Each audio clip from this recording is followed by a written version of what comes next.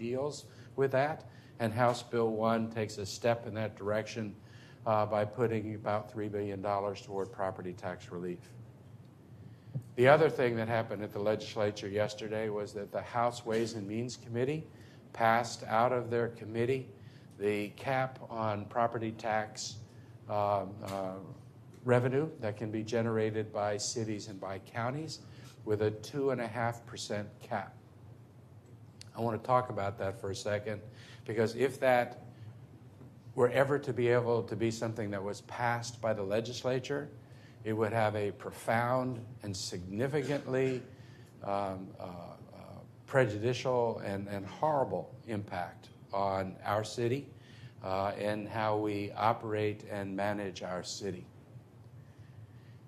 If we take our existing budget as it exists today and we add no new programs to that budget, not a single new program, but we just continue our existing budget into next year, there are certain costs that are going to rise. They're cost drivers. Health insurance costs are projected to go up next year. We have to pay for those.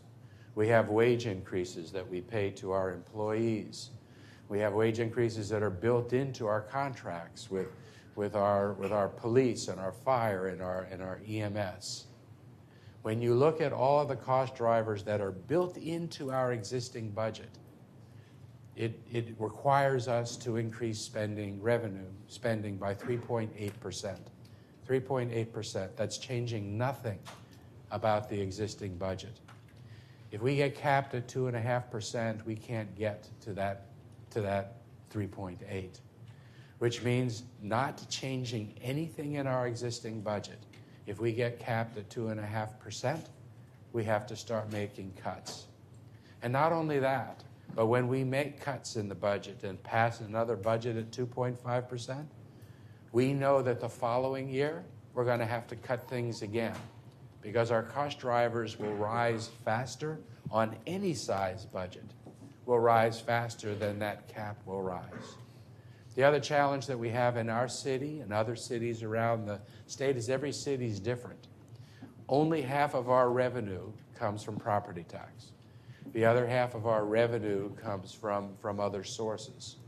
If the legislature were to pass a 5%, say a 6% property tax cap, that means that half of our revenue would go up by 6%, but the other half of our revenue, which is sales taxes and the transfers from Austin Energy, are forecast to only go up by 2%, which means if we have a 6% cap for half of our revenue, the other part of our revenue goes up by 2%, collectively then, our revenue would only go up a total of 4%, which would barely capture just the cost drivers in our budget. I mention this because our community wants us to continue to pay our police officers more than anybody else pays.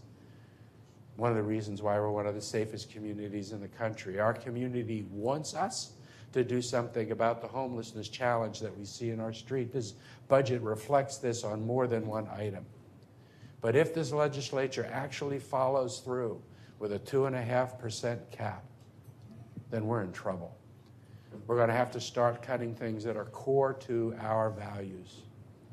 I hope that as that bill goes through the legislature considers things like maybe passing a 2.5% cap, but excluding from that public safety and roads, things that are shared values with the state. I understand and I believe that there was an amendment yesterday in the House committee that would have excluded public safety from that 2.5% cap, and that the committee voted it down. Would not create an exception for public safety or for roads.